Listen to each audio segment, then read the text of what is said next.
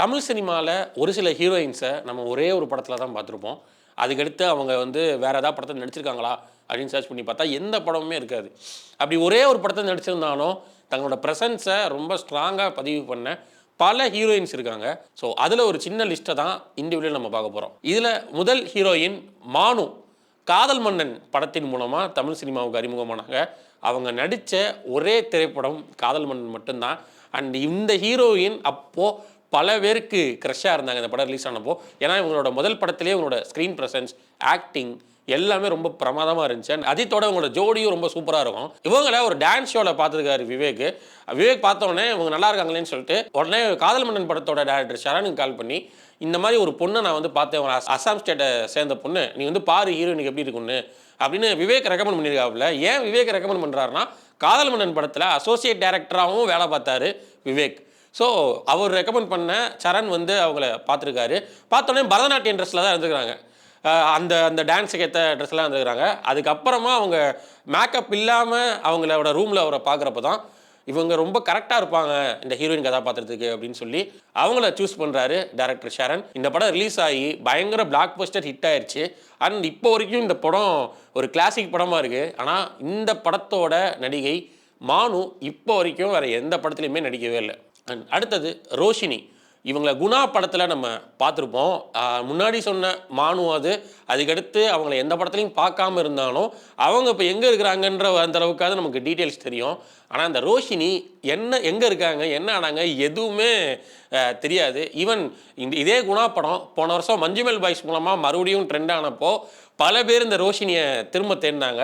ஆனால் யாருக்குமே அவங்க எங்கே இருக்கிறாங்க, என்ன பண்ணுறாங்கன்னே கிடைக்கவே இல்லை. அண்டு இவங்க குணா படத்தில் அந்த அபிராமிங்கிற கேரக்டருக்கு ஏற்ற மாதிரி ஒரு தேவதையாக தான் இந்த படத்தோட வேறு எந்த படத்துலையும் நடிக்காமல் கிளம்பிட்டாங்க தான் சொல்லணும். அண்ட் இவங்களை எங்கேருந்து கண்டுபிடிச்சாங்கன்னா, தேசி இரானி ஃபேமஸ் ஆக்ட்ரஸ். அவங்க அதாவது சைல்டு ஆர்டிஸ்டாக இருந்து நடித்தவங்க. அவங்களோட ஆக்டிங் ஸ்கூலில் பயிற்சி பெற்றுருந்தவங்க தான் ரோஷினி. இதில் இன்னொரு இம்பார்ட்டண்ட்டான ட்ரிவியா என்னதுன்னா, இந்த தேசி இரானி இருக்காங்கல்ல, இவங்க தான் களத்தூர் கண்ணம்மாவில் நடிக்க வேண்டியது அந்த செல்லம் கதாபாத்திரத்தில். இவங்களுக்கு பதிலாக தான் கமல்ஹாசன் அந்த கதாபாத்திரத்தில் நடித்தார். ஸோ இது ஒரு ட்ரிவியா. அண்டு அவங்க அந்த ரோஷினியை சூஸ் பண்ணி இந்த அபிராமி கேரக்டருக்கு போட்டு அவங்களும் அதில் ரொம்ப பிரமாதமாக நடிச்சிருப்பாங்க. அண்ட் இவங்களுக்கு டப்பிங் கொடுத்தது ஆக்ட்ரஸ் சரிதா. ஆனால் இந்த படத்துக்கு அப்புறமா ஏன் அவங்க வேறு எந்த படத்துலையுமே நடிக்கலைங்கிறது நமக்கு தெரியல. ஈவன் தான் அவங்க ஆக்டிங் ஸ்கூலில் கூட பயிற்சி பெற்று இருந்தவங்க தான். ஆனால் அவங்க அதுக்கடுத்து இண்டஸ்ட்ரிக்குள்ளேயே வரலைங்கிறது இன்ன வரைக்கும் யாருக்குமே தெரில. அடுத்தது கிகி கணேசன். இவங்க நடிகர் ஜெமினி கணேசன் அவர்களோட பொண்ணு. பலருக்கும் அவரோட பொண்ணுங்கிறதே தெரியாது. அண்ட் அவரோட டாட்டர்ஸ் அண்ட் அவரோட பசங்களில் கொஞ்சம் வெளியே தெரியாத ஒரு நேமாக தான் இந்த கிகி இருப்பாங்க. அண்ட் இவங்க நடித்தது ஒரே ஒரு படம் தான், டைரக்டர் ஸ்ரீதரோட டைரக்ஷனில் வெளியான நினைவெல்லாம் நித்யா. இந்த நினைவெல்லாம் நித்யா படம் ரொம்ப அண்டர்ரேட்டடான படம்னு சொல்லுவேன்.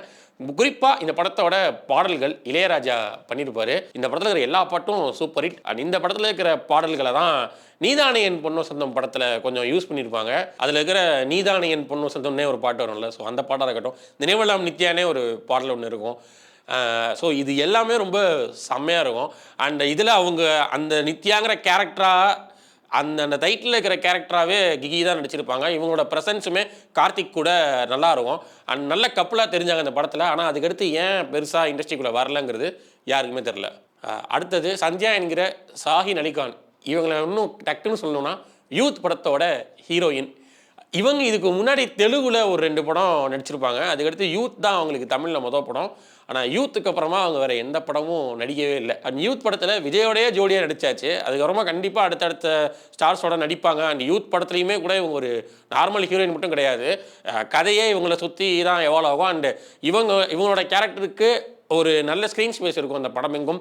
அந்த படத்தில் நிறையா டூயட் சாங்ஸ் இருக்கும். அந்த படத்தில் நல்லா டான்ஸ் ஆடிருப்பாங்க, நல்லா எக்ஸ்ப்ரெஸ் பண்ணியிருப்பாங்க.